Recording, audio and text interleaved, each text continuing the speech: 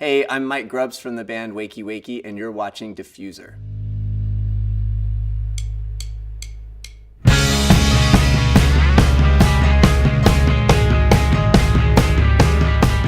I remember the first time we got thrown onto a festival stage. It was at the Hurricane Festival in Germany. It was kind of like drizzling rain, and we were under a tent. So we went out there to play, and there was like a few hundred people out there before we started playing. And then this massive downpour started right before, and like 5,000 people all came into the tent at once.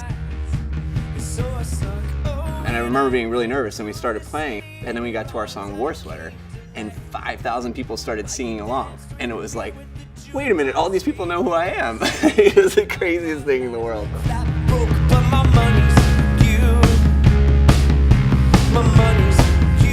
Festivals are just always a surprise. You never know what's gonna happen. You never know who you're playing after. You don't really have a sound check. I mean, it's like the ultimate training ground for a musician. If you can survive a festival and you can go and you can play a good show, then you're in the right field.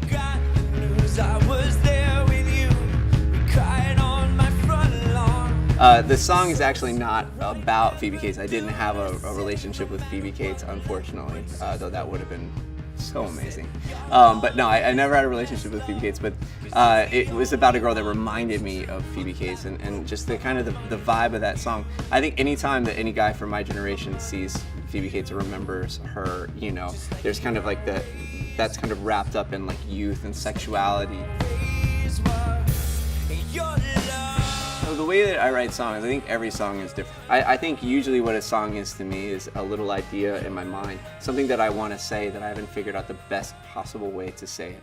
And so it's a question that needs an answer. So I kind of look for the answer and the best possible way to tell the story that I'm trying to tell. So come on, call me up, say it's not broken, say it's not done. I'll be waiting up, thinking things over.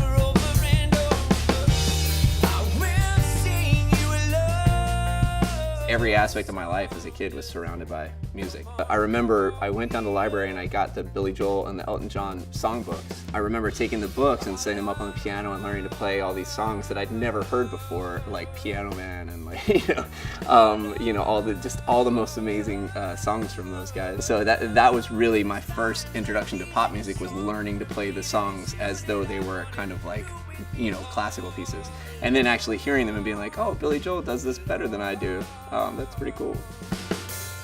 So come on, call me up. On our last tour, I had this amazing experience of just really connecting with the fans and connecting with the fan base that we have, and I love those people.